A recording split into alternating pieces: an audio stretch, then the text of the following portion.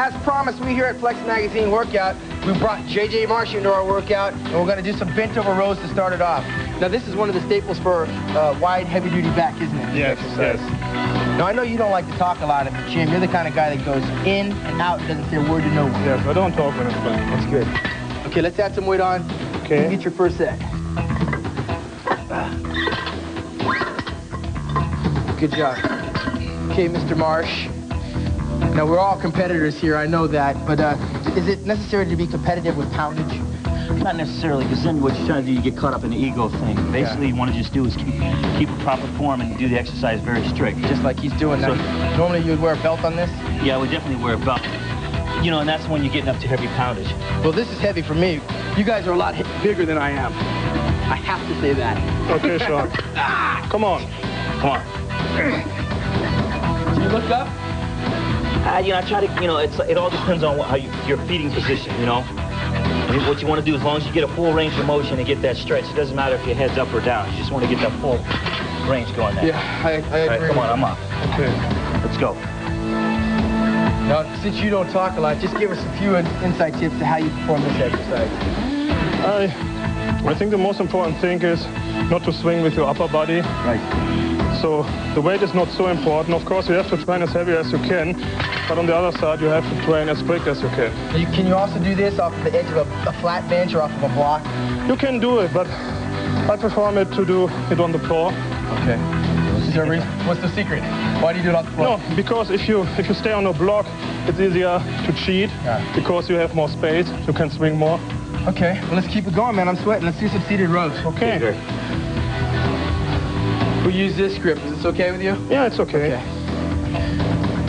Why don't you lead us into this, Achim? I'll give you 180 to start. Okay. Okay. Go for it. Okay, ready? Pull it back. Okay, come on. JJ, now I'm not used to training with 3 people all the time. How about you? Well, you know, if you're going to train with 3 people, you really got to keep the momentum going and keep the pace up pretty fast. Yeah. So when the next person gets off, the next guy's ready to go. So you're not wasting any time. That's why Achim doesn't talk too much when he does it, but as you'll notice, he's pulling it right into the belly of his stomach, Okay, keeping you're up, his John. back erect. Oh, okay. Let's go. I'm ready. Come on. Come on, let's crank them out. Okay, Sean. 1. Come on. Let's go. 2. Come on. 3. Come on. 4. Come on. 5. Don't stop. Come on. Let's go. Come on, couple 7. 8. Come on. 10 reps. 10. All right. The burn. Got to be careful coming off of this machine because it pulls you right into it. Okay, give me a push back. Okay, you got it. Ready to go. All right. Ready. Okay, now Achim, what's the difference between using the close grip and this grip that JJ's got? I think with the close grip, you train more your lower lats. And with this grip, you train more the middle of your back, the thickness. Do you try to stop at a certain point when you bring it back? Yes.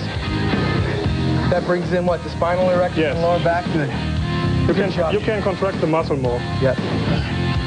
Good. Keep it up. 2 more, JJ. Let's go. Boom, baby. Come on, 1 more. There it is. All right. Good job. Okay. Go ahead, Achim. Okay. Put on some weight. Okay, real weight this time. Keep on. Okay? Okay. Hold on. Come on. All right. JJ, have you ever trained with another person from another country and had a language barrier or anything? This is the first experience I've had with that. Well, you really don't have the language barrier because he doesn't speak much when he's training. This is good. Okay, let's get a full stretch. Come on, you're not going further. Come on. He's totally concentrated. Notice how he keeps his head straight in line with the exercise. Let's move on to our finishing exercise over here, some deadlifts. JJ, is this okay? You want some more weight on? Yeah, we should add another plate. Okay, let's put a 40. 45? 45 one, that'd be great. JJ, why don't you talk us through this one real quick? What I normally would do is what they call a boss grip, or one hand over and one hand under. Right. Want to get a medium stance about shoulder width and go down. You really want to keep your hips really low and pulling up with your quads and keeping your back straight. Okay, so your hands are basically just hooks. Yes, this is basically what you want to do. You're not aiming to pull any of the weight with your arms. Okay, show us. This is one that you do basically at the end of your routine for back, isn't it? Yes. For overall power and strength. Now, is this just working the back muscles, or does the hamstrings and the lower back and trapezius come into play? I think it's a power exercise for the whole body. You train your legs, you train your glutes, your back. Okay, JJ, what advantage do I have from turning this wrist this way and the other hand this way? It just keeps me, you know, some people go both hands over. I find it very comfortable to go that way if I'm not even using any straps or wearing any gloves. I can hold the bar a lot comfortably. Okay, now if I grabbed it this way, what would be my problem and what would be the advantage? Well, what happens there, you tend to use more of your back coming up and not so much of your glutes. Right. You know, and you can also lose your grip there because you got to always try to hold on because your fingers start to slip. That's right. It was slipping out of my hand. That's why you'd have to wear straps. Yes. Okay, but it's just a matter of comfortability, really. Exactly. I like to do this grip. Close grip. He's grabbing it a little bit closer. And you'll notice he does have a break in the knee so that he's not using his hamstrings as much. And definitely the shoulders and the trapezius are coming into play. It looks like on this exercise, he's putting more of his lower erectors in it. Yeah. Like where he's tightening up, coming with the close grip. But you notice he's not bending the elbow, which brings the biceps into play. Yeah, which is exactly Let's go one more round on this. Okay, let's go. Let's tighten the weight in. Achim, how many sets for back exercises in one back day would you do? I think 10 to 12 real heavy sets, not counting warm-up sets, is enough. 3 or 4 exercises? Yeah. Okay, good. Now, is this something we do year-round? I don't do it year-round. I normally do it pre-contest, and I go pretty light to get my details on my back. Yeah, that's basically what I do. Sometimes in the off-season, just for more thickness and heaviness, I do that. Okay, we're going to continue on. I'm going to do another heavy set of deadlifts.